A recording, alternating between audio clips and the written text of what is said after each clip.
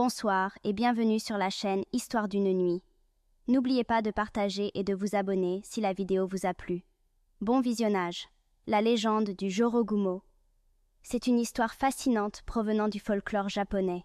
Le terme Jorogumo se traduit par femme araignée, et elle est souvent décrite comme un esprit ou un yokai, capable de se transformer en une belle femme. Selon la légende, le Jorogumo vivait dans des zones montagneuses ou près de rivières. Elle attirait les voyageurs, souvent des hommes, en prenant l'apparence d'une jeune femme séduisante. Une fois qu'un homme était suffisamment attiré, elle le séduisait et l'amenait dans sa tanière, où elle révélait sa véritable nature, une araignée géante.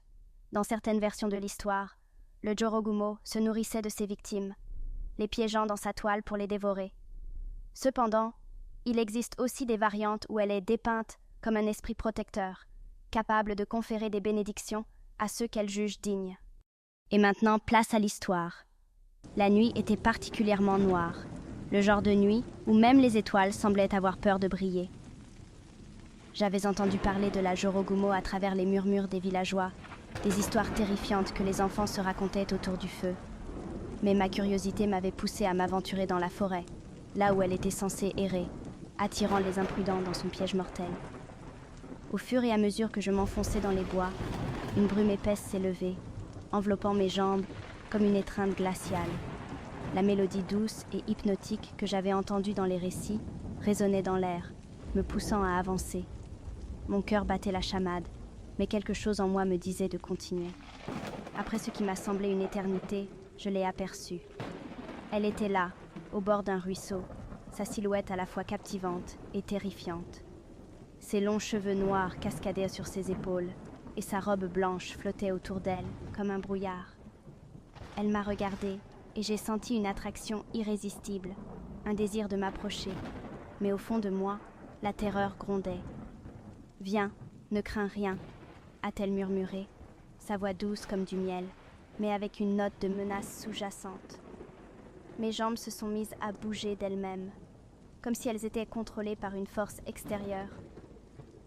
Je me suis approchée, mon cœur battant à tout rompre, lorsque je vis enfin ses yeux. Ils brillaient d'une lueur maléfique, et derrière elle, des pattes d'araignée se déployaient lentement, révélant leur nature venimeuse. La réalité m'a frappée avec force. C'était bien la Jorogumo.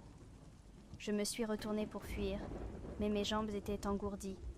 Elle a ri, un rire qui résonnait comme un écho de mort dans la nuit.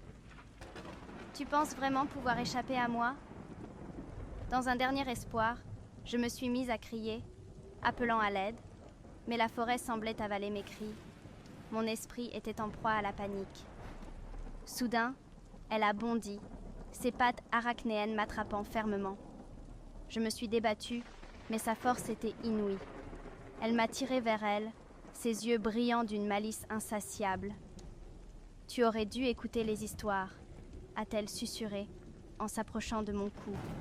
Je luttais, essayant de me libérer, mais elle avait déjà tissé sa toile autour de moi, m'enserrant dans ses fils invisibles. La douleur était intense, et je savais que je n'avais aucune chance. Dans un dernier acte de désespoir, j'ai fermé les yeux, espérant que cela serait bientôt fini. Mais la douleur ne faisait qu'augmenter, et je pouvais sentir ses dents aiguisées se plonger dans ma chair. Mes cris se sont éteints dans l'obscurité, engloutis par la forêt. Le lendemain, les villageois ont retrouvé la forêt silencieuse, sans un bruit, comme si rien ne s'était passé. Mais ceux qui s'aventurent encore dans ces bois entendent parfois une mélodie lointaine, une voix douce qui appelle à l'aide. Et au fond de la forêt, la Jorogumo attend, patiente, pour séduire sa prochaine proie, savourant le goût de la peur et de l'angoisse.